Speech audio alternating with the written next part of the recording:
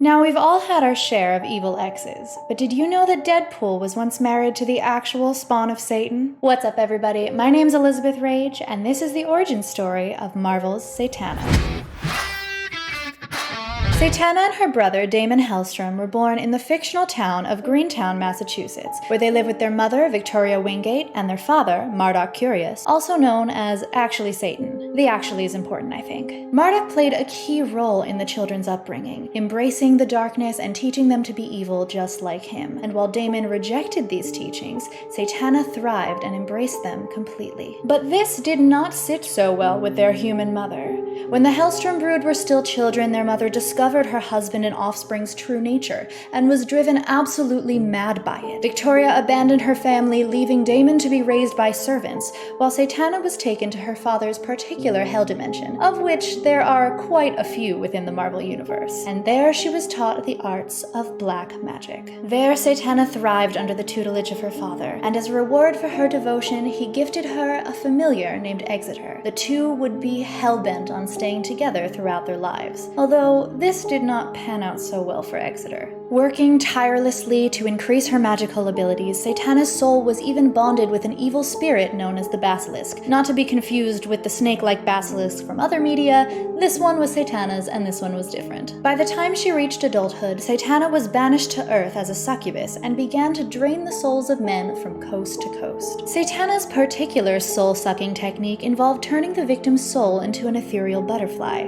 which she would then consume by eating for all of its essence and power. She also possessed the ability to gain strength through the use of weapons that were used to kill another living being. To do this, she would simply place some of her own blood upon the weapon, and use both her magic and sexual wiles to get all of the victims that she needed. Satana prowled the darkness in both New York and Los Angeles, taking part in many murderous revengers throughout the entire Marvel Universe. But this ultimately left her friendless and even familiarless. Eventually, even the demon which she had been bonded began to desire its freedom. The Basilisk managed to put a curse on Doctor Strange, basically turning him into a werewolf. But with the help of Spider-Man, Satana was able to free Strange's soul from the curse, but the Basilisk was released in the process and stabbed her in the back with a mystical blade. Satana, however, died laughing, because their life forces were still bound together. By killing her, the Basilisk had sealed away its own fate as well. She had thus sacrificed her life to cure Doctor Strange of his lycanthropy. But Satana's death did not last for long,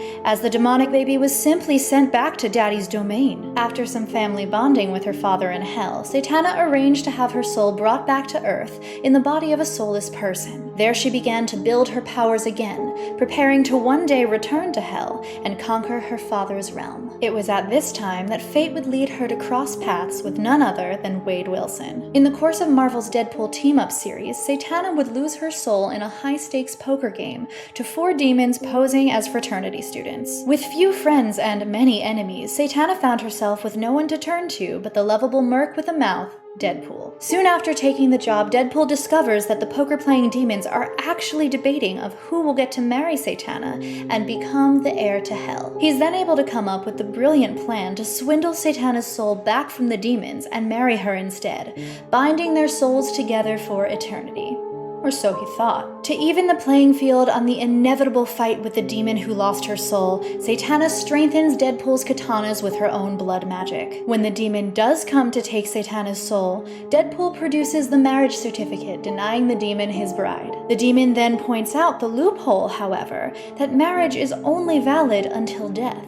Therefore, he decides to kill Deadpool. In the ensuing battle, Deadpool uses his new soul-enhanced swords to easily dispatch the demon. Afterwards, Satana slips off and leaves Deadpool a letter explaining the inevitable divorce.